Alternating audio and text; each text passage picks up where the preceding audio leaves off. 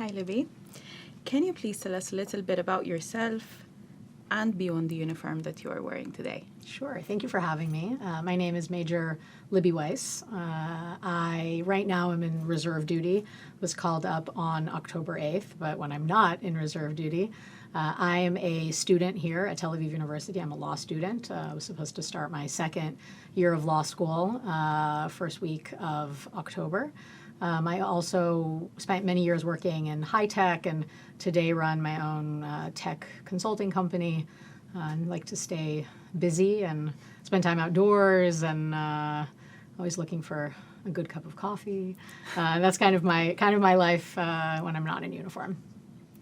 Now, obviously, you said you're a student and you're also a research assistant here at Tau. Like many of our students here, you had to drop everything to do your part in protecting your country.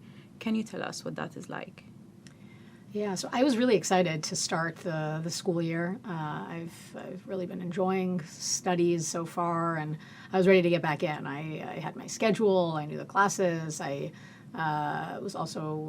participated in one of the legal clinics at the law school, so I was getting ready to go into that. And then everything really just stops, and the school, I think, has been really understanding and helping all of the students who have been called into reserve duty. But I mean, it definitely sort of changes your reality for the next year, or at least for the next few months. Not sure when I'll be back in school, and it really sort of on one hand puts things on pause, kind of your life after. But also right now we're all really focused on what's going on, and I think that if we were back in school, it would be really hard to focus on what was going on, and so many of the students have been called up. So I think it makes a lot of sense that we're in this sort of pause. But definitely everything is, my backpack is still ready to go with everything I was going to bring to the university, and now we're just waiting. And I'm in touch with professors and with my classmates, and I think we're all eagerly awaiting being able to go back to school whenever that's going to be.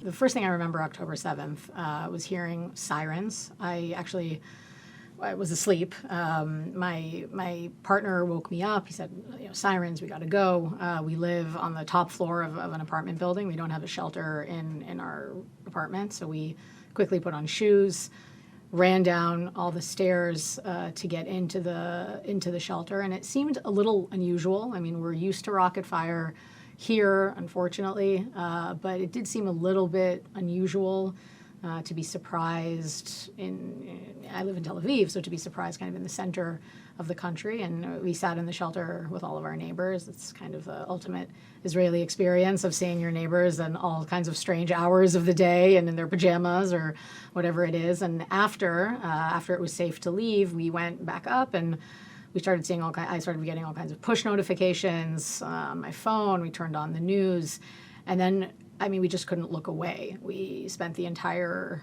day, the next few hours, watching what was happening, and it was really scary. It was like something out of a nightmare. I think something that in our wildest imagination we couldn't have imagined happening. And it was very stressful too. I think it was a combination of fear, shock, sadness, and stress. And then in the afternoon, I got a call from my commander in reserve duty asking if I was in the country, would I be available to come in for reserve duty? And then I went into reserve duty on October 8th and have been in ever since.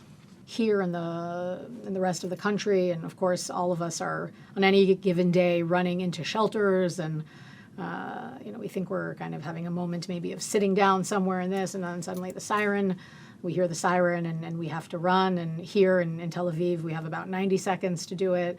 I've been in other parts of the country where we have 15 seconds to do it. And even other parts of the country where you don't even hear the siren because you're so close, and you just have to immediately get down on the ground and cover your head and your neck. And it's a crazy routine. I think there is no routine, and maybe that's what makes it so challenging, is waking up and just not knowing what the day what the day is gonna bring, which is very different than my life before. Yeah, of course. Yeah. Now, can you walk us through how your routine has changed from, you were ready to go into classes and now that is completely different? How has it changed?